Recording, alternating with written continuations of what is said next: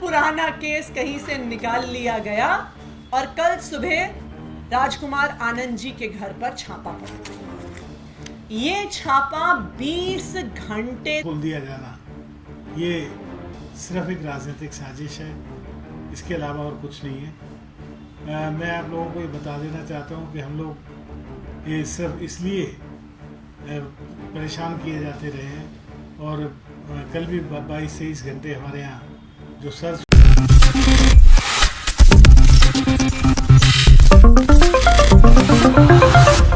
National news में आपका बहुत बहुत स्वागत है। मैं हूं आपके साथ अबरारुल रहमान। दर्शकों, क्या अरविंद केजरीवाल के खिलाफ फिर से एक बार समर्थकों का वो हुजूम जो है वो देखने को हमें मिल सकता है।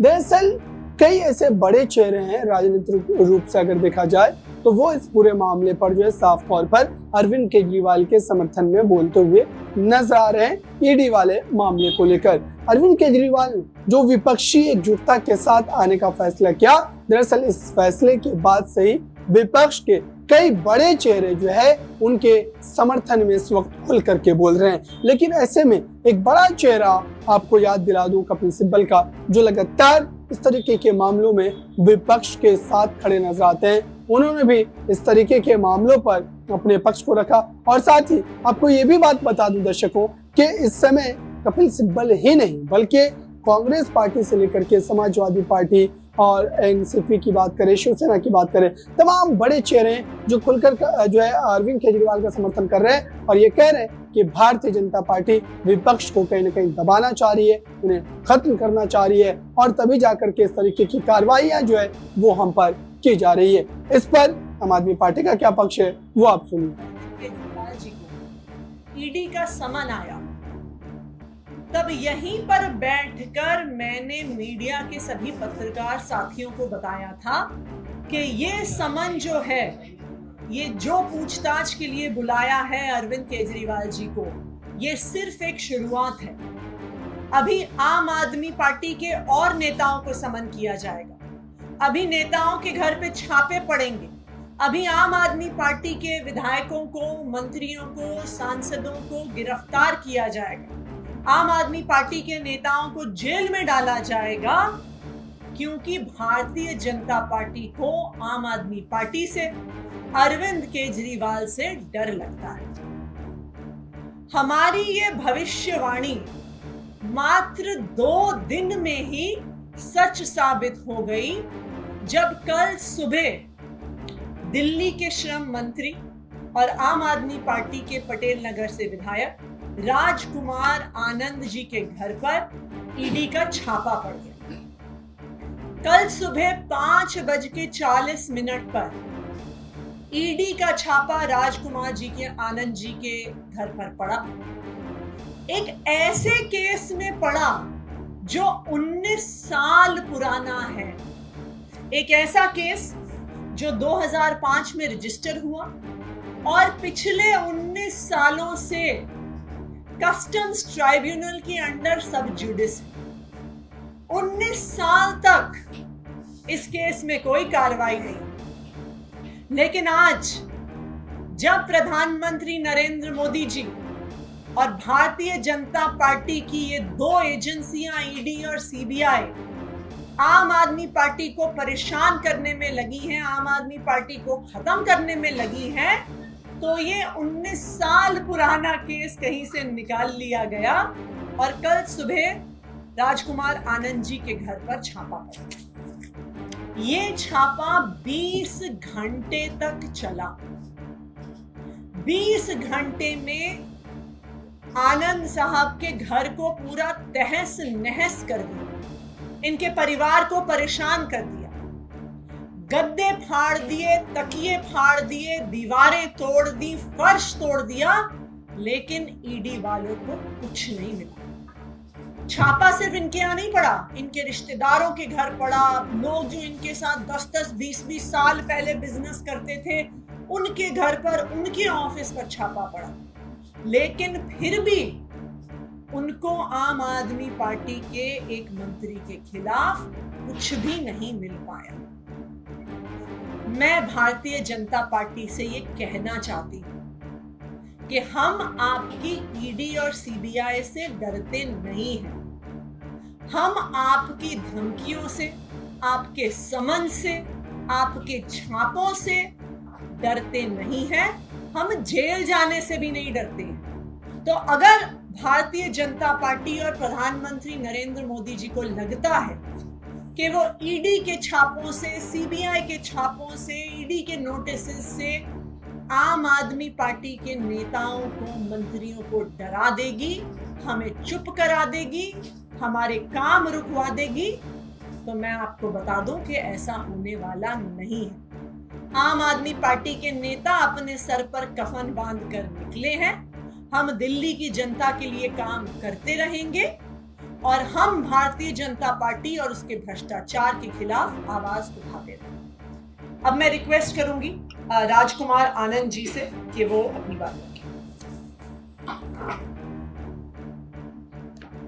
यहाँ बैठे तमाम पत्रकार बंधुओं में से काफ़ी लोगों को पता होगा कि मैं बचपन में एक बाल श्रमिक के रूप में काम किया करता था और उसके बाद लगातार संघर्ष करके मैं 1996 से अपना बिजनेस मैंने शुरू किया और इम्पोर्ट का बिजनेस किया।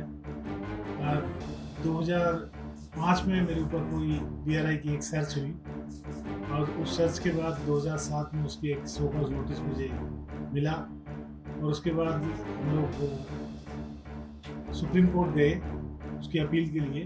उन्होंने हमें अपील अलाउ की। एक 4 करोड़ रुपए, 4 करोड़ कुछ लाख रुपए का हमें शोकॉज नोटिस मिला। उसमें से सुप्रीम कोर्ट ने कहा कि इतना आप सर्टेन अमाउंट जमा कर दीजिए। हमने 3 करोड़ कुछ रुपया उसी टाइम जमा किया और उसके बाद हमें सेस्टेट में अपील दायर करने का उन्होंने मौका दिया। हम अपील में हैं उसके बाद, लेकिन सरकार को कभी समय नहीं मिला। आज तक कोर्ट में इस बात पर कोई बहस नहीं हुई। हम लगातार जाते रहे और लगातार तारीखें पड़ती रहीं। उसके बावजूद 18-19 साल के बाद आज अचानक ये केस खोल दिया जाना, ये सिर्फ एक राजनीतिक साजिश है, इसके अलावा और कुछ नहीं है। मैं आप लोगों को ये बता देना चाहता हूँ कि हम लोग ये सिर्फ इसलिए परेशान किए जाते रहे हैं और कल भी 22-23 घंटे हमारे यहाँ जो सर्च हुई वो सिर्फ हमें परेशान करने के लिए, हमारी पार्टी को परेशान करने के लिए, क्योंकि हम सच के रास्ते पर चलते काम की राजनीति करने वाली पार्टी है। ये भारतीय जनता पार्टी के लोग चाहते हैं कि यहाँ भारत देश में जो पार्टियाँ काम की राजनीति की बात करना चाहते हैं उनको बंद कर दिया जाए, उनकी आवाज़ बंद कर दी जाए और जाति और धर्म तमाम जो गलत तरीके से राजनीति है वो चालू रहें। लेकिन हम बाबा साहेब डॉक्टर भीमराव अम्बेडकर के संविधान में विश्वास करने वाले लोग हैं, हम ये सब नहीं होने देंगे। हम न ईडी से डरने वाले लोग हैं, न सीबीआई से डरने वाले लोग हैं।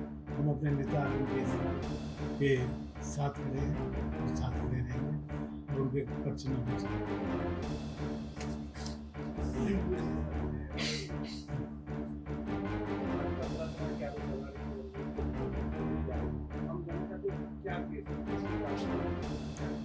ये एक ड्यूटी इवेजन का केस है, जैसा कि पेपर में भी आया है, ईडी ने भी बोला है, ठीक है, ड्यूटी इवेजन का केस है। होता क्या है इसमें कि कस्टम एक्ट के अंदर एक 162 रूल है, 162 आर्टिकल है, उसके अंदर रूल 5 और रूल 4 होता है। उनके अंदर क्या होता है कि जब कोई आप गुड्स इम्पोर्ट करते हैं तो उसमें एक रूल 5 इसमें लगता है कि उसका जो प्रॉपर थिकनेस, उसकी प्रॉपर जो डायमेंशंस हैं उनको चेक करना, साइज चेक करना, उसको वेरीफाई करना, पैकिंग लिस्ट जो होती है किसी भी चीज़ की कंटेनर की, उससे मिलाना, फिजिकली चेक करना गुड्स को निकाल के, उससे वेरीफाई करके वो साइन करेगा अप्रेजर और असिस्टेंट कमिश्नर, उसको रूल 5 बोलते हैं। और एक होता है रूल 4। रूल 4 का मतलब है कि जितना इंडिया में इम्पोर्ट हो रहा है उस टाइम का, तो उस रूल 4 के अंतर्गत उस ट्रांजेक्शन वैल्यू को निकाल के तो और उसको कंपेयर करते हैं। जैसे मान लीजिए सपोज हमने $1 किसी चीज़ का डिक्लेयर वैल्यू था उन्होंने कहा कि साहब नहीं, $1 15 सेंट होगा, तो 15 सेंट वो एक्स्ट्रा ड्यूटी हमसे ले लेंगे, तो ये असेसमेंट होगी, ये रूल 4 पे। हमारे साथ जब ये हुआ, सर्च हुई और ये हमें जब सुपर नोटिस मिला, तो हमने जितनी भी हमारी बिल ऑफ एंट्री आती थी, 100 कुछ बिल ऑफ एंट्री आती, हमने एक एक बिल ऑफ एंट्री के लिए RTI लगाई। श्रीमान जी हमें ये बताया जाए कि हमारा ये जो कंटेनर आपने क्लियर किया था, किस रूल के अंतर्गत क्लियर किया था। सबने हमें जवाब दिया कि हमने आपका कंटेनर रूल 4 और रूल 5 फॉलो करने के बाद क्लियर किया। तो जब हमने रूल 4 और रूल 5 के अंतर्गत क्लियर करा था, तो कोई बात ही नहीं रह गई। DRI ने जब हमारे यहाँ सर्च की, तो उन्होंने कहा कि हम तो $3 के हिसाब से ड्यूटी असेस करें। तो आप बताइए कि एक के बाद उन्होंने एक 15 कर दिया या एक 50 कर दिया, उसके बाद में तुम कैसे कर सकते हैं। इसके ऊपर एक मंगली टैक्स का मेरे पास है, जिसको चाहिए मेरे से ले लेना। सुप्रीम कोर्ट ने जजमेंट दी कि एक बार कोर्ट पे अप्रेजर और असिस्टेंट कमिश्नर ने अगर कोई चीज़ फिजिकली चेक करके असेस कर दी है, उसके बाद अगर कोई DRI ऑफिसर उसको कहता है कि साहब हम दोबारा असेस करेंगे, तो they can not do, they are not proper officer to reassess the goods which is already assessed by the appraiser and assistant commissioner. और देखिए, जो इसमें सबसे महत्वपूर्ण चीज ये है कि 18 साल तक क्या हो रहा था। ये 19 साल पुराना केस है और 18 साल से ही कस्टम्स के ट्राइब्यूनल में अपील के लिए पड़ा हुआ है। ये हर अथॉरिटी के नॉलेज में 18 साल बाद ऐसा क्या नया एविडेंस आया कि राजकुमार आनंद जी के घर पे छापे मारे, उनके रिश्तेदारों पे छापे मारे, उनके 10-10, 20-20 साल पुराने बिजनेस एसोसिएट्स के यहाँ छापे मारे। तो ये साफ नजर आता है कि ये आम आदमी पार्टी को डराने की कोशिश है, आम आदमी पार्टी को चुप कराने की कोशिश है, आम आदमी पार्टी द्वारा काम रोकने की कोशिश है। Thank you. तो आपने सुना दर्शकों, क्या वाकई इस पूरे मामले पर अरविंद केजरीवाल को राहत मिलती आएगी और कब तक मिलेगी, ये सबसे बड़ा सवाल है। फिलहाल इस खास रिपोर्ट में इतना ही। जुड़े रहें बड़ी खबरों के लिए नेक्स्ट 9 न्यूज के साथ।